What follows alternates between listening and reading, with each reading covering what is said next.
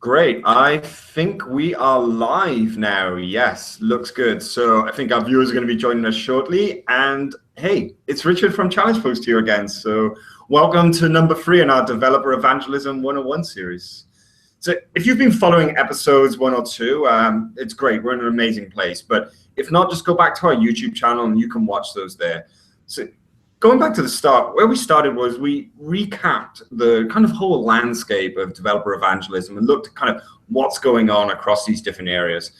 And then in episode 2, we went a little deeper and we looked into, how do you sponsor a hackathon most effectively and how do you get a lot of those? And Bryn from Pen Apps and Rob from Twilio really shared some excellent thoughts with you all on how to do that most effectively. So I'm going to assume that you've been paying attention all the way along, which means that you should be well on the way to attracting lots of developers to your platform.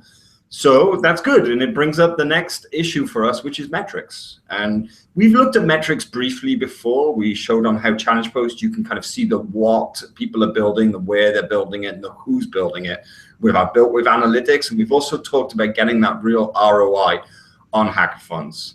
So it's a really exciting topic, and it's going to be super important to your developer evangelism program.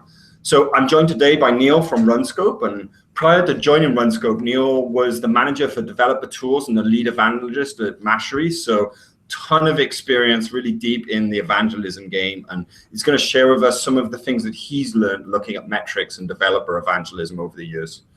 We're going to follow our usual format, so I'll kick it over to Neil in a minute, who will share some thoughts. And then we'll take some questions and really just kind of like see what are the key issues that we can pull out of this for you. So feel free to ask questions via the app or join us via Twitter. Just use the hashtag Dev101. So Neil, why don't you kick things off for us? Sure. Hi, everyone. My name is Neil. Thanks for the intro, Richard. Yeah, I was a developer evangelist for about 3.5 years with Mashery, and Mashery manages APIs for about 300 companies around the world. And so outside of being a PM, my primary role was to try to help our customers be better engaged with the developer community, get feedback, anything that they wanted that was aligned with their business goals. And I think that's one of the key learnings over all these years was first, when we first kind of started hitting the ground like 4 years ago, it was just a free for all. That was hitting just hundreds, like tens or hundreds of events per year through our evangelism team. And we just kind of had to refine that process and try to understand not just the numbers, but exactly why are we doing what we're doing. And I think that's one of the key parts of for metrics. And now I'm at Runscope, and it's not an API free-for-all where there's just hundreds of APIs to evangelize. It's more along the lines of a developer and testers tool for API testing and monitoring. So it's a completely different game in terms of how we approach developer evangelism, and it's very interesting. It's a brand new challenge. It's a challenge we were aware of, and how different it was from the kind of greenfield like hackathon developer evangelism to a very targeted type of developer evangelism. So hopefully I can share some insights there.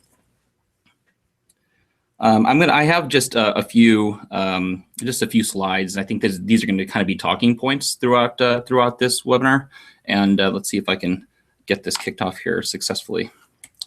See if I share my screen.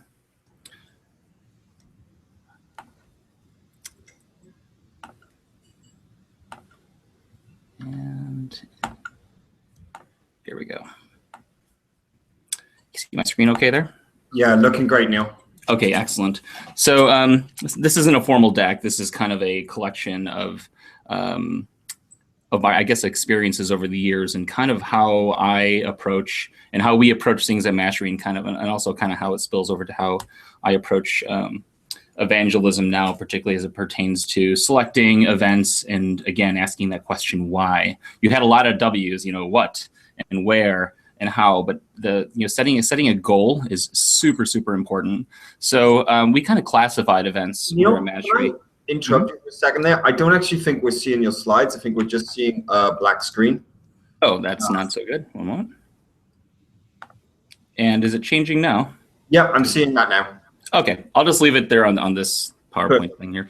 So the very first step that we when we assess an activity before we start engaging on whether or not we're going to sponsor or whether we're going to participate, it's kind of setting a goal. And the goal is relative to what kind of event it is. So if the goal is just awareness, like trying to get our brand name out there and just trying to get it's not so much, I guess it's a funnel, right? Awareness is the softest touch. We're present. People see the brand, people might be able to see and be introduced to the API, but they're not necessarily going to sign up for it and use it.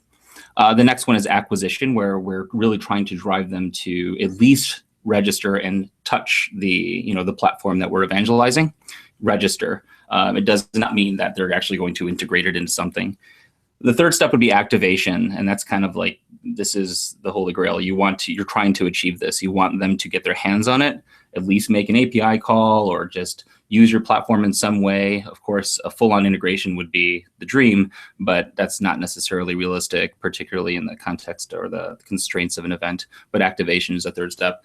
And then the ultimate is getting feedback. That means that they've had a chance to play around with your platform, either on the spot at an event, or they've had touched it before and they are, you can solicit it or they give you unsolicited feedback. That is absolute platinum. And as an evangelist, that's the information that you give back to your product team, to your platform team. That's nirvana there. You'd love to reach that. So aligning event activities to goals. So there's different types of events, and of course, you guys are challenge posts. You do a lot of challenges and hackathons. But as an evangelist, there's a wide variety of ways to engage with developers, and kind of the event mode or style can really dictate what kind of goals you should set or can set. So if this is, like, for instance, if it's a meetup, and it's a technical meetup just in your local area, and you have an opportunity to present some information about a particular problem that relates to your platform. If it doesn't relate to your platform, you're there just basically as a brand ambassador. That's just that whole awareness thing. If you have a chance to discuss specifically how your platform solves this particular problem, or if it's just a straight platform pitch, of course, again, awareness and maybe some acquisition. Conferences and presenting. I think that this is both of these are kind of the first two, the meetups and conferences, are kind of table stakes for evangelism.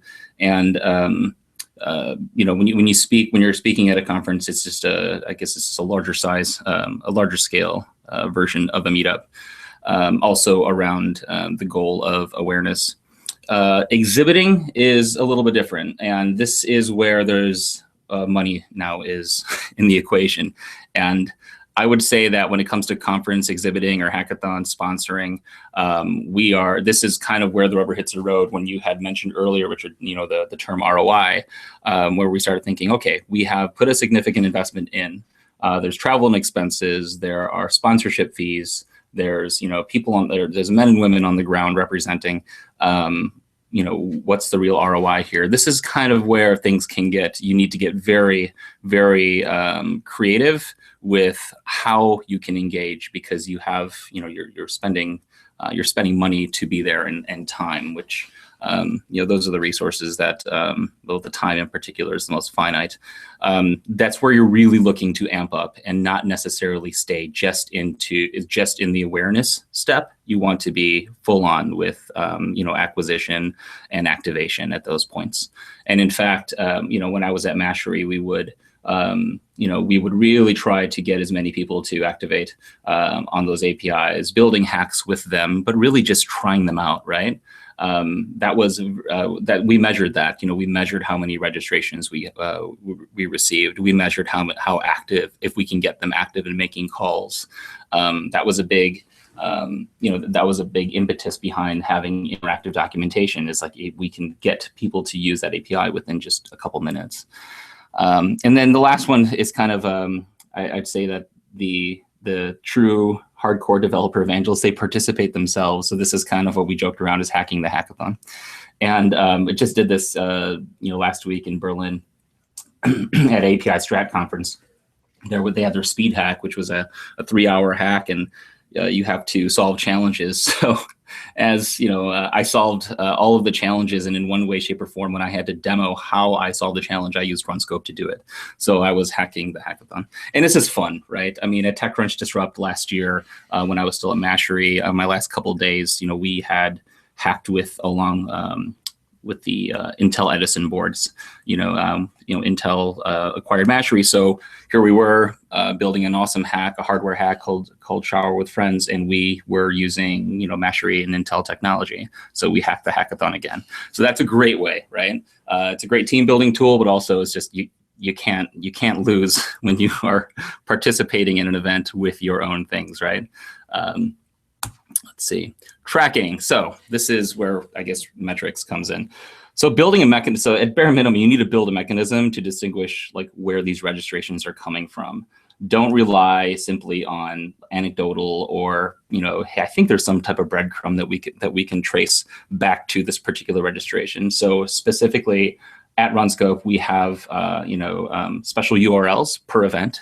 So we were just at API Strat, and we would have, runscope.com/API Strat or runscope.com/offer. At least we, by analytics, we can look at the time and associate, cohort analysis between, hey, these registrations came from this particular event. And that's really important. And it's minimal effort to get those paths in there and get those affiliate, like it's almost like affiliate tracking, right? You just got to get those tracking codes in there so you can take a look and see specifically where your registrations are coming from, like what efforts you can associate those with. The hard numbers, and what I mean by this is these are the things that are not subjective at all, very objective. You should have a really good estimation of the size of the audience before you get on the ground, and then have an expectation of, okay, that's what the event organizer told us that was going to be. That's the number of registrations there are. And then of course, when you're on the ground, you do take a hard measurement of how many people are there. And then, because you're gonna use that in the next step, which is of course taking relative measurements, and then cost of participation. This is not just a sponsorship fee costs, because if you're talking about wanting to analyze metrics, you're going to want to do some cost evaluations. And as you mentioned, ROI. This involves everything. It's the time of the people on the ground. It's the travel and expenses. It's all of those things. And you can't don't shoot low because you don't want to make it look like you're not spending X amount of X plus Y amount of dollars. Add it all up, and just be very honest about what your true cost of participation was. That is one of those things that you just don't want to hide, because this is going to help you evaluate whether or not you want to do that type of activity again, either specifically that event or any related kind of event like that. What I mean by relative measurements is how many engagements over the number of total attendees. So as an example, when Runscope was at Future Stack, this New Relics event over here in the city last year, there may be well over 1,000 attendees there, maybe like 1,000 or 1,200 attendees. And we were able to garner like, I don't know, maybe 20% of the attendees we got to sign up for Runscope, which was great. And so that is now, that's now kind of the baseline. We want at least that, next time around. And now we have this this relative ratio that we can apply to other types of events, and then say what was our performance at this event as compared to these other events. It's not necessarily the more people that are there equals more registrations or more activation. In fact, one might argue it's there's kind of this inflection point where there's an inverse relationship in terms of effectiveness of reaching an audience. When it's too darn big, you get diluted. So anyhow, that's a very, very important thing to track. And also, how did other companies perform? Don't leave this to chance and just take guesses. I mean, a lot of evangelists that are out there, we're friends, at least professional friends, and we share this type of information. How well did you perform there? What kind of things did you do in order to get engagement? And you can keep the number soft if you want to, but you can at least try to gauge how another company succeeded compared to you. And you can readjust your plans there. Maybe your platform wasn't a fit for that particular event. It's really important to find out where how your contemporaries were doing at that same event. This seems maybe very trite, but you really have to, so you engage as being on the ground at an event. You got to be very honest in reflections as to, how things went. And it's not necessarily just the numbers. It's like, you're humans, you're on the ground. If you weren't performing, you should know that, meaning that, if you were sick or you didn't have your mojo on, your team was just, things didn't happen, the swag didn't show up. There are things that affect that, but you got to reflect on those, on your performance and really what had happened. As an example, I was just at API Strat in Germany, and our shirts got caught in customs. So we couldn't get them out. So we're talking like, 500 shirts that are stuck in customs. And, that's a really great engagement activity for us. Hey, if you sign up for a Runscope account, you can grab yourself a free t-shirt. And they didn't show up. So that, that affected things. We had minimal swag at our booth. And, we have a great product, thank goodness. And of course, there's a lot of developer affinity for it.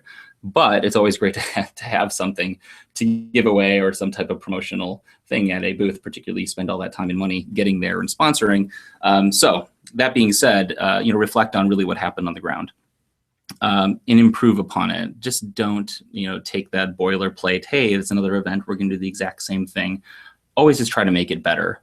You're not when you do start measuring deeper into your funnel and around activation. So earlier when I said activation, that just meant, hey, someone's making an API call, but you have to also have mechanics and tools to measure how developers are using your platform or using your tools further down the line. So, John, our founder, he essentially started developer evangelism at Twilio with Danielle. And I think that they did this very effectively. Like, they knew what was effective and what was not, but they just didn't stop measuring just at the point of acquisition or at the very point of contact. They followed that along to try to, suss out what's working and what's not. And same thing here. Same thing you would do, let's say, with traditional advertising. You would kind of say like, okay, the ads that we place in this particular, for these particular keywords or in this particular site, yeah, it drives a lot of registrations, but it doesn't necessarily drive a lot of activation. So anyway, that's kind of, improving. Some of the bullet points here, I say, is you treat every activity as an experiment. These are experiments. You're not going to hit everyone out of the park, and you need to try out different things. One of my favorite stories was Firebase and James Tamplin back when I think it was like the first Angel hack, and these guys didn't sponsor it at all. They just did completely, guerrilla evangelism. They were on the ground there. They had no business distributing these little pieces of paper with registration codes to try out, Firebase in its alpha or beta state, and they killed it. Oh my God, there were so many apps that built with it. And it was an experiment just to see, like, can we help people like build their apps really fast with this amazingly, this real-time key value store or database as a service. And they did a wonderful job. And it was an experiment. If it failed miserably, they probably wouldn't have done it again. You need to try things out like that, right? I guess in this last bullet point here is like, would you do it again the next time around? It's almost like when you get an awful meal at a restaurant or a great meal at a restaurant, there's a litmus test. Would I order this thing again, or would I come back to this restaurant? And it's not an up-down vote to say whether or not that is indeed your ultimate decision, whether you come back the next year or the next time around. But you have to ask those types of questions. And if the answer is no, I wouldn't do it, was it the event's fault or was it yours, right? Are there numbers driving that decision, or is it more emotions, right? So those are that's the framework, I guess, that I have for putting together, assessing whether or not we're going to engage with an event. On the measurement side of things, we do have internal tools here that, again, show us exactly where all the registrations come from, when, and we do also have tools to track kind of activity, if you will, like, how are they engaging? In Runscope's case, we look at, hey, are they creating tests against APIs?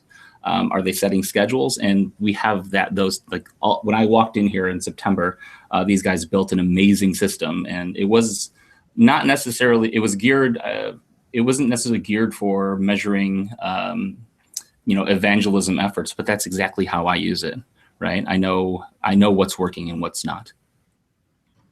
That's great, and thanks for sharing those thoughts. It's interesting that you pull out Firebase, because those guys are amazing. And even to today, Firebase is the most used tag on Challenge Post. No kidding. How about that? See, it works. Yeah, it's incredible, right? Yeah, it is. I haven't checked it this week, but yeah, in terms of like number of projects, technologies tagged, yeah, Firebase is number one. Yeah. So, I mean, again, outside of metrics, I'm sure that maybe one of the ways that they measured was, well, we've touched so many teams at these events, how many of them actually got to use Firebase? I have been to events where a large number of hacks used it just because it was so easy. And it's not by accident. I mean, they had designed their platform to be that easy to use. Similar to how Twilio has kind of their quick starts in all these different languages, Firebase has kind of the equivalent examples to kind of get started to do very simple key value storage and retrieval. You're not going to be able to imitate it maybe exactly, but you're going to want to have your platform to be as easy to engage with, for sure. Do you think there's actually, so that leads me to a question about, like, how do you measure the feedback in terms of, I think if you ask like any 10 developers at a hackathon, I think you'll get a varied, there'll be some variance in opinions of like, how difficult was this API to get signed up, to start using it, to make the calls with the documentation good.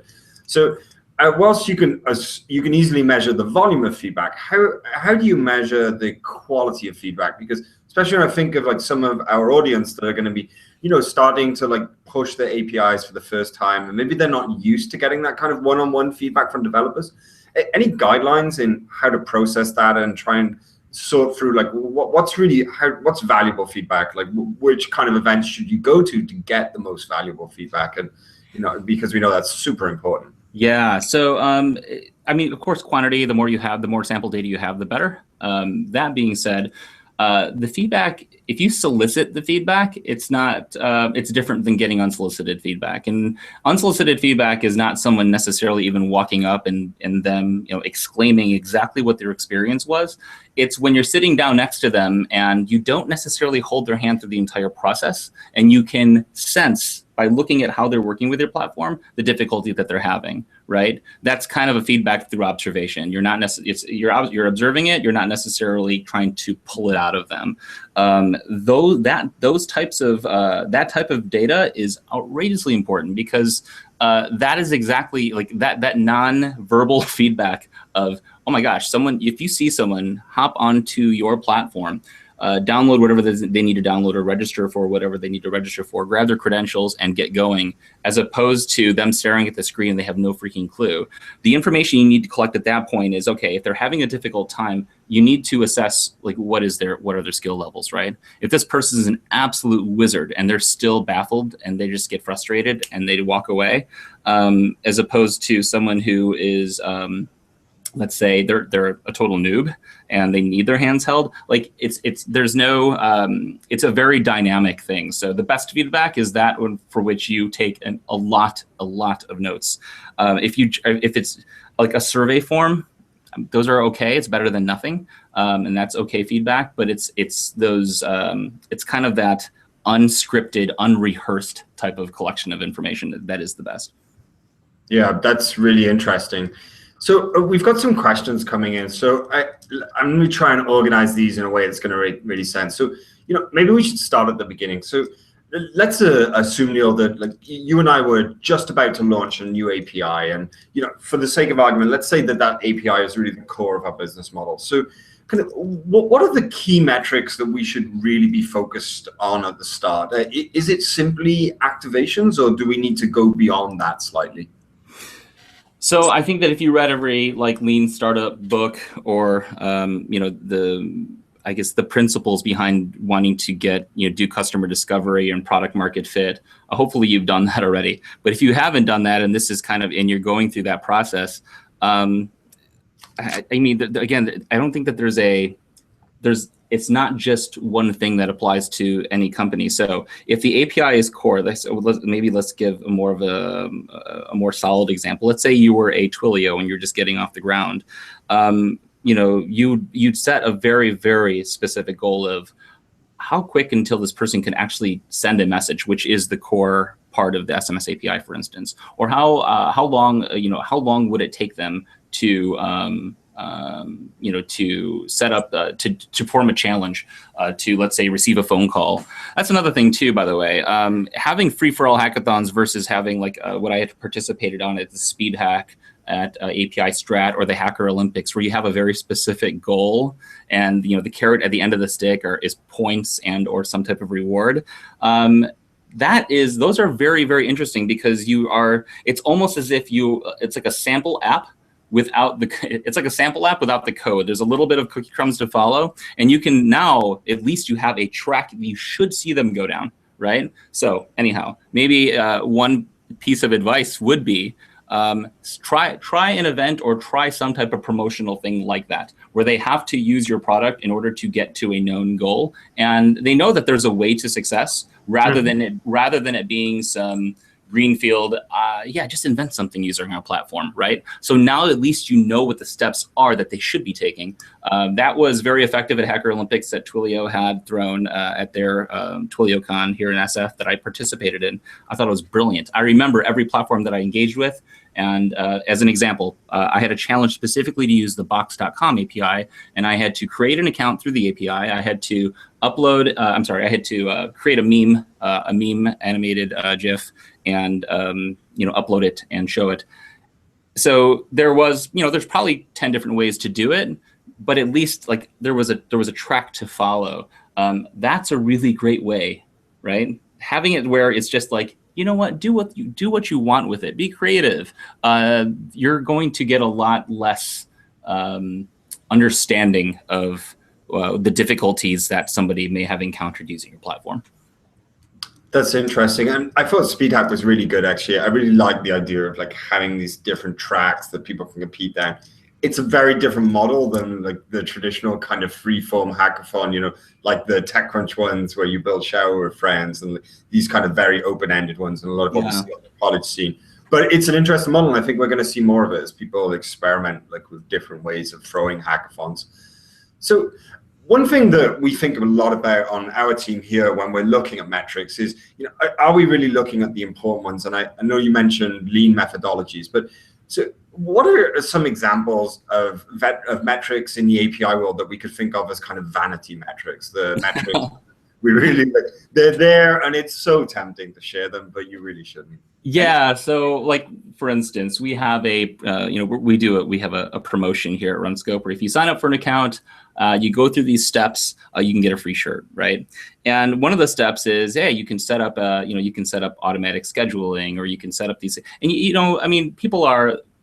It's great. I'm so happy that they're discovering our tool and all of our suite of API testing and monitoring tools. But there's a clear agenda. They want to get that shirt, right? There was here's a great one. I can't remember exactly what hackathon it was, but it was, and I shouldn't name the platform. The developers just completely hammered the API. They did not. They were just, they of course were constantly hitting the rate limits, queries per second, and also queries like x amount of queries per day. And I imagine that if you were like, hey, how many API calls are we, are being made from the accounts that come from these events? I would not look at something like that. And I think that early on, I may have heard people say like, well, how much activity on our platform is being driven by these things? You wouldn't want to necessarily look at that. You want to take more qualitative looks than quantitative. Quantitative is great because they spike on graphs, and that's something visual to look at. But in terms of what does that mean long term for your business, or even in the short term for that matter, it may not have any correlation at all. So that's really important, right? So like looking at what's the high quality usage. And it reminds me of a story that, one of our friends in developer evangelism told me about the launch of a very like widely anticipated social app with some really like very well-known figures behind it launched. And they didn't actually know until the day of the launch that it was using their API. So it was using their API to feed a certain kind of information, trying to make this as anonymous as possible. Sure. And they didn't know until the day of the launch, right? And they see this big traffic spike, and then they start looking for the logs, and like, oh, this is coming from X, and that's really interesting. So, when we're trying to identify like what's the high quality usage, how can we use that to find a needle in the haystack? Because at many hackathons that we're going to, we're evangelizing APIs, and we're seeing some incredible use cases. And I think it's a lot easier there when you're in person, you're meeting the hackers, to actually kind of see which are the really interesting use cases that you should perhaps spend a little bit more time on, like give a little bit more energy towards, because they may create great opportunities for your company and for the developers themselves. So, but let's assume that, we know there are hackers all around the world constantly working and doing different experiments, integrations. How can metrics be useful for us in terms of finding those quality pieces of usage that perhaps haven't really hit mainstream yet? Well, first of all, there seems to be, I have at least noticed that there's if you're just starting out, there's probably not necessarily going to be a tight correlation between your evangelism efforts and sales efforts. So, for instance, if you had every API key or account registration piping into, let's say, a Salesforce or some type of CRM system for which other people in the company had visibility into that, so truly adding that individual or that account registration into a formal funnel, a salesperson has a completely different outlook than a developer evangelist is. So a developer evangelist they just want to help developers out. They're developers themselves. They want to solve problems regardless of whether or not it's solving it with their tool. They just want to help a developer out. A salesperson wants to make a sale. So getting that information out of just database land and sitting in some table and funneling and pushing that into a place where it is measured by someone outside of an evangelist is extremely important. That is, of course, if you have any type of any monetary activation, if you're at that stage of your company. If you're just starting and you don't, then I guess it's not even worth necessarily saying, hey, is this valuable or not? It's valuable if it needs to convert into an upgrade or some type of premium path of your platform, or in the critical path of some type of revenue generating activity of your platform. But that being said, that type of measurement does not lie entirely just with a developer outreach team. That you have to work in concert with a sales and marketing team. Yeah, that's really important. I think that's a great insight, actually, to make sure that you understand what those differences in motivations are, and make that a relationship effective, I think is important. So one question that I wanted to make sure that we covered here, and this could open a whole can of worms, so just a warning. But so what is the difference that we need to think about when we're thinking about metrics, and as some people have, the APIs, and we've mentioned people like Twilio and SendGrid a lot, and they're the APIs very much the core of the business. So how do we think about metrics when the API is the core of the business versus the API kind of being about platform extension rather than being the core? So obviously those are sales ramifications, but would you look at it from a slightly different perspective when you're thinking of activation metrics? So, okay, I guess maybe let's take an example of, let's say, a music company like Rdio, Beats Music. These companies have APIs, right? Mm-hmm. You would say that the streaming and subscription part of their business is, that's first and foremost, and the user experience of their consumer products. That being said, they have APIs, and these APIs should, I think the vision is that it'll help them create some innovation or better customer experiences with, let's say, things around recommendations, queue management, social connections, and so on and so forth. Right? That's kind of, I think would you say that's a good example of someone that has an API, but it's not necessarily like a Twilio or a SendGrid? Yeah, absolutely. I think that's great. I think Evernote is a great example as well, right? Of a company that has an API where it's maybe not the primary, but it's a very important driver of adoption and user experiences. Yeah, and so if you have if it's the same API that, for instance, your team, let's say you worked at Evernote, and that platform that you have externally facing to third-party developers, your partners, is kind of tied into the platform that you also use internally, it's kind of no skin off your back, right? It's the whole dog food eating principle. I have the same technology I'm using. I don't necessarily need to maintain two code bases. That's where by the way, that's where a lot of maybe friction comes in, is do I need to maintain something externally that I now look as a cost center and something that is expensive. It's expensive to run because I have to maintain this separately. If that is the case, and you're like, I need to make a business case for having this third-party API, that's kind of where friction starts to come in. When you have a company where it's where that's not the case, where essentially there's kind of one platform, or the third-party or partner platform is very easy to manage, and it kind of is in sync with the internal development platforms as well, you're going to feel a lot less of that friction.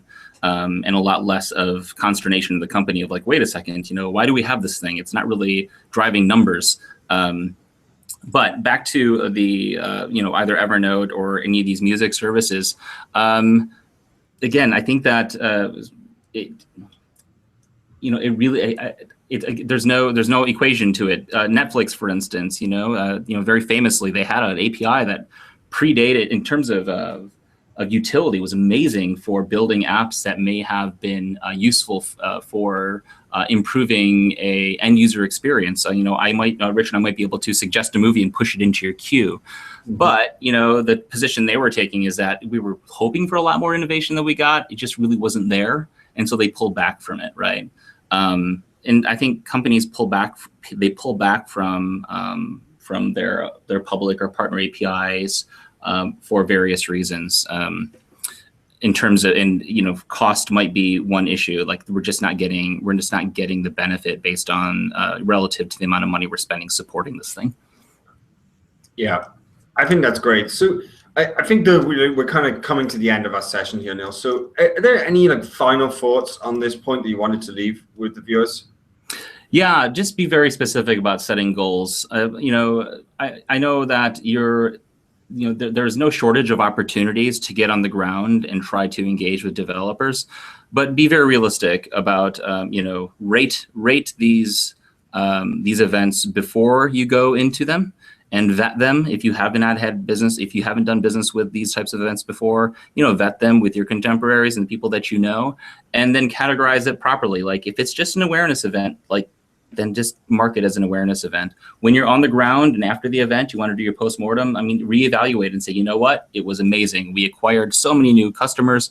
Just really keep track of that. If there was anything to measure in terms of effectiveness, yes, you can measure, I guess, individual developer engagements, which is really important. But it's also because you put so much time and effort into planning events or going to them. Spend a lot of time also kind of assessing what works for you and your company. So as an example, I'm at Runscope. We don't do too many hackathons, right? It's not the same type of model. So you need to find what fits, and just don't follow, the Joneses. Kind of carve your own path, and I think you'll have a lot more success that way. That's awesome. And I wanted to ask you one final question, actually, because totally different subject, but are you still working in any way on Share with Friends? I know that did super well at the TechCrunch hackathon, and that's front of my mind because I'm preparing for TechCrunch New York that kicks off tomorrow, the Disrupt hackathon. I'm sorry, is that my phone? No, it's me. I'm like, oh, wow, I have a phone in here? Shower with Friends. Yes. Yeah, I'm still in contact with those guys. Matchery is about a block that way from where I am. And in terms of what's happening next, yeah, there's some, I guess I really shouldn't say too much, but yeah, there's some IP involved, some intellectual property things that we're dealing with, and also that we get a lot of inbound inquiries on it a lot from the business world. So yeah, it's still in pursuit, actually. Oh, that's really good to know. Yeah. It was a really great hack, and I think it's an important issue. It's very real living issue. So I think that's cool. So Neil, I just wanted to say thanks so much for making time to join us. I really appreciate it, and you sharing a lot of really important expertise. And I think the idea that just be really specific about the goals, try and really analyze opportunities and think about it, and don't fool yourself with your own metrics. So I think those are really important messages for everyone. Mm-hmm. So everyone, thanks for joining us. I hope you enjoyed this. And actually, our next episode, we're going to look into the craft of throwing a really good technologist meetup. So it's something that Neil mentioned. There's plenty of ways to get developers together and interact with them outside of just hackathons. And I think having a great user group and a great meetup is definitely one of them. So we're going to hear from some people who have organized fantastic meetups. So yeah, please stay tuned. Follow us on Twitter at Challenge Post. We'll get everything announced. And Neil, thanks again, and take care. Thank you, Richard.